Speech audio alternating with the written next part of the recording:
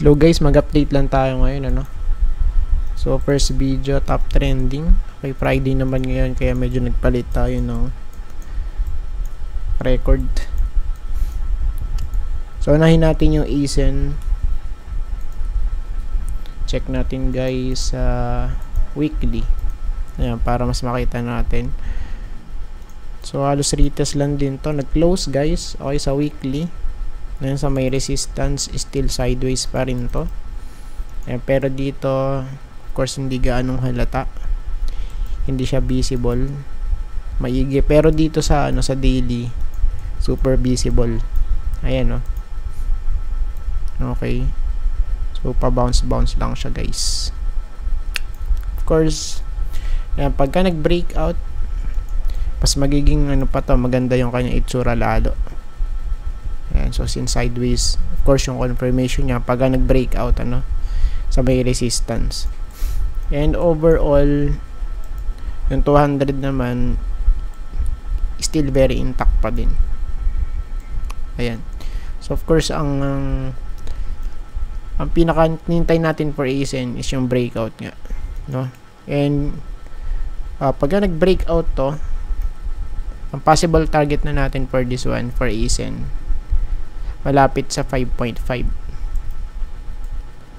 Ayan, so dito guys yun 5.5 guys, kasi meron dito mga resistance or mga touches before, mga retest guys,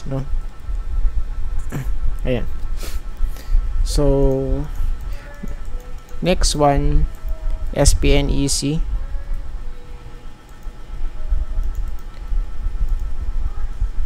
For SPNEC medyo for me bearish pa din to guys, lower high. Okay, so kitang-kita naman guys still lower high. Ayan, high or high, lower high, tapos lower lows, lower low. So it means still pa downtrend pa din yung kanyang structure, ayan. So base po ito sa weekly chart of course. Ayan, then sa natin, sa daily natin, since yung price is nasa baba ng 200, it means bearish. Ayan, so for now bearish for SPNEC. So tingnan natin kung magkakaroon ba tayo ng bounce or magre-revisit dito sa may support, okay, malapit sa 0.92. Ayan, kasi dito kung titingnan natin base sa reference, so dito nagkakaroon ng bounce, first bounce, tapos yung pangalawang bounce is medyo mahina, medyo weak, ayan, kaya tingnan natin. Ayan, then next of course APX. For APX guys, check lang natin. Okay, so medyo namumula, tapos mukhang divergence, right?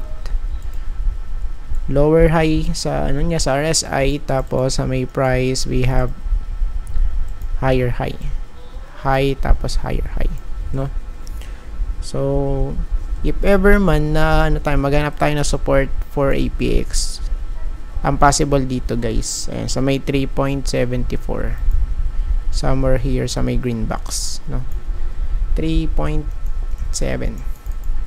ayan, so basta malapit dun, and sa natin, sa daily chart, let's check. So dito naman medyo nag-bounce na, tingnan natin. Ayan, parang may kasi dito short term support guys, okay, sa area na to, ayan, sa 4. So pagka nag hold, of course still possible pa naman din to mag-rally, so at least hanggang dito, if ever man, ayan, sa 4.7, so pagka na-sustain tong bounce, tapos yun nga nag-rally, so So, pwede ma-hit yung ating next resistance, ano? Ayan. So ito po yung nakikita natin for APX right now. And yung 200. So, of course, bullish, no? So, yun nga lang, pag bibili ka ngayon, we need to, kumbaga, i-consider natin yung pinaka bottom na to, of course. Ayan. So, ang bottom niya, somewhere here sa 1.44. And right now, yung price nasa 4 na kasi. Ayan. So, medyo malayo yung price difference kung titingnan natin, ano. Ayan.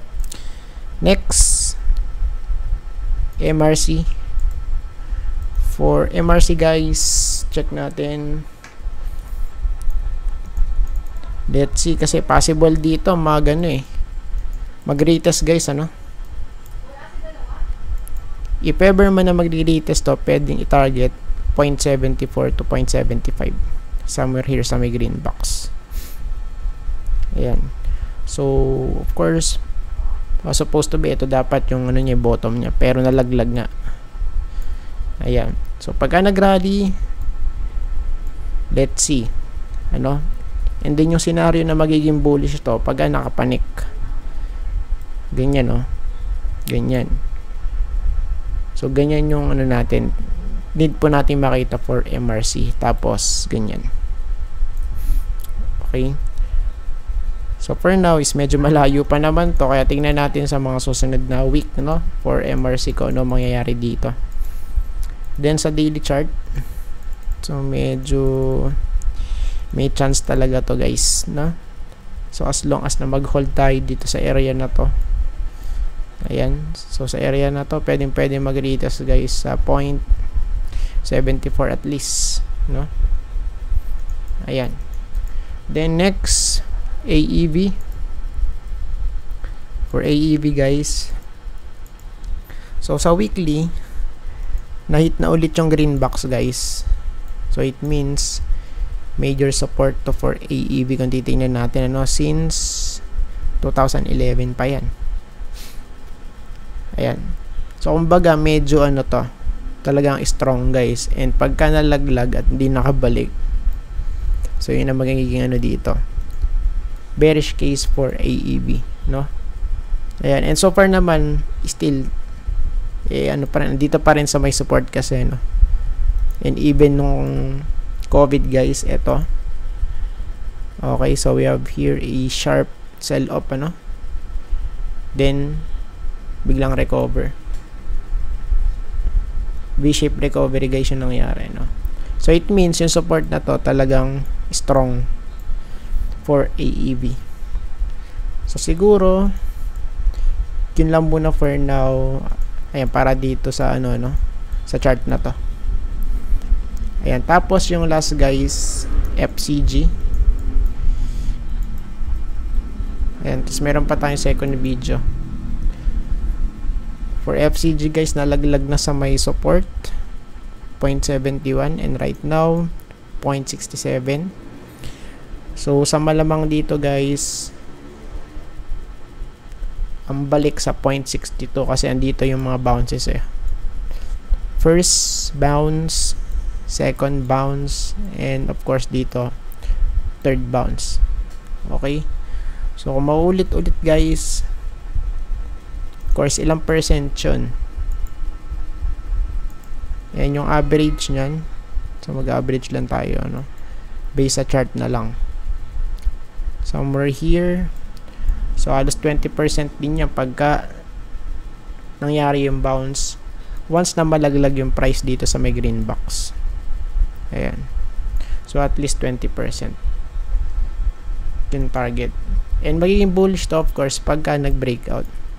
So, yung last time na nag-breakout to, fake out yung nangyari, hindi na sustain kasi. Ito yun, diba? So, nag-breakout, then, nalaglag ulit. Sell off, guys, for this one. And I think tapos na po tayo, guys, at maraming salamat po sa panonood. See you po sa next video. Bye-bye and God bless.